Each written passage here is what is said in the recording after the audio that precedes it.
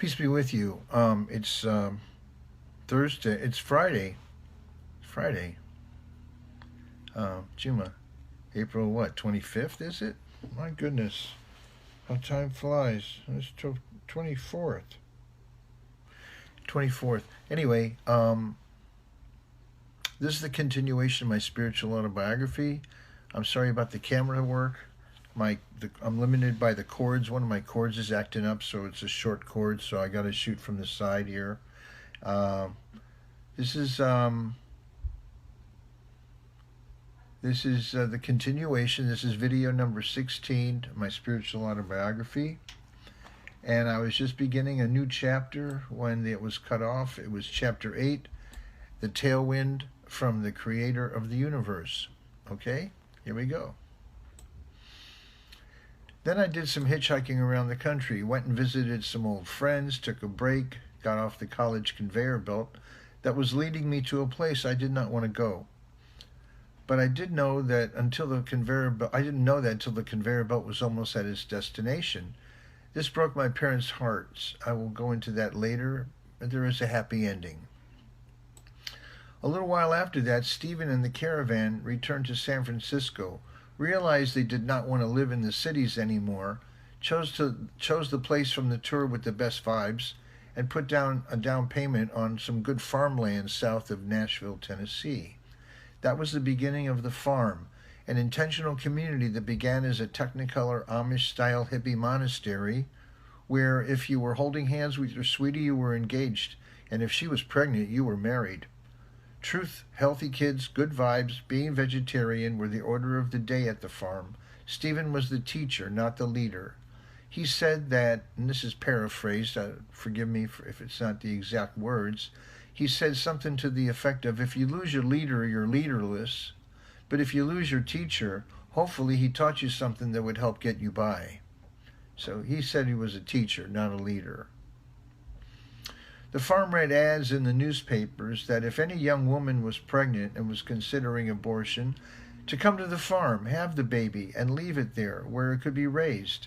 If she wanted to come back and get her child, she could any time. How amazingly human was that? They used to do that in Buddhist monasteries where they had a lazy Susan in the wall back in ancient times. The farm had outreach to folks in distressed places where the weather or a crisis or just the conditions had hurt the area. They worked for good from Guatemala to the Bronx, where they set up an ambulance service. Stephen was a proponent of the idea of the bodhisattva, someone who could walk into hell, take a suffering soul by the hand and bring him out without getting burned. I liked that idea a lot and strove to understand and emulate it and make it real in my life. The Natural Childbirth and Midwifery Initiative is alive and well to this day. Although Stephen passed away in 2014, his beloved wife Ina May carries on with the midwife efforts worldwide to make available for women a better and more dignified, natural, and educated way to have babies than the corporate industrial complex that has all but usurped women's authority over this rite of passage that we all must make to get here. Granted, there are times when there is high risk, and that is when more is needed than just a midwife. But in more cases than not, childbearing can be a do-it-yourself experience with a little help from your midwife friends. Paraphrased again from Stephen or Ina May. The same energy that got that baby in there gets it out to boost a husband's natural, proactive, loving role in the process. Both Stephen and Ina May are recipients of the Right Livelihood Award for their humanitarian work. This was a little history about the Gaskins and the farm for a richer understanding of what I was experiencing at the time and since. There is a birthing maneuver named after Ina May. It's called the Gaskin maneuver, when the mother gets on all fours to widen the pelvis and the midwife massages the baby in the mother's belly if there is shoulder dystocia. In other words, like if the baby's breech, if the baby's in reversed or something, and brings it around, or if the shoulder's caught, and brings it around to come out easier, as it is designed to. From Wikipedia, the Gaskin maneuver, also called all fours, is a technique to reduce shoulder dystocia, Gaskin introduced it in the U.S. in 1976. Ina May introduced it in the U.S. in 1976 after learning it from a Belizean woman who had in turn learned the maneuver in Guatemala, where it originated.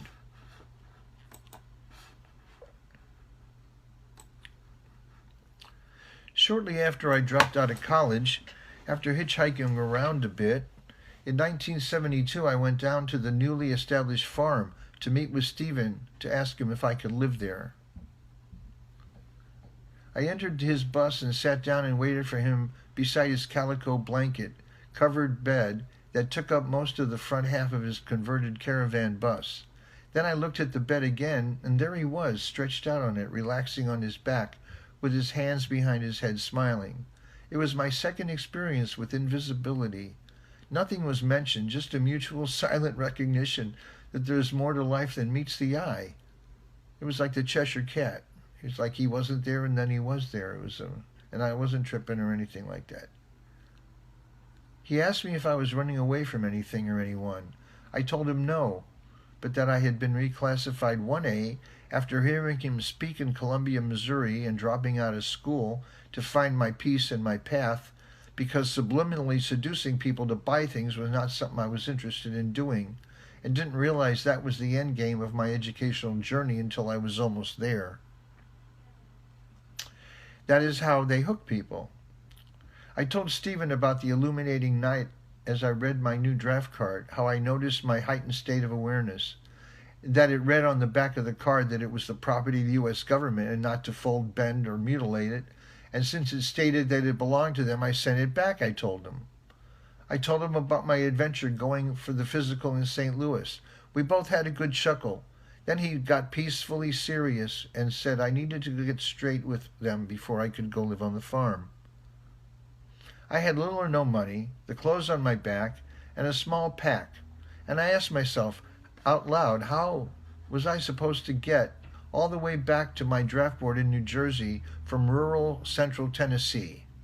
He told me something that I never forgot, along the lines of the axioms my parents told me, and they stuck.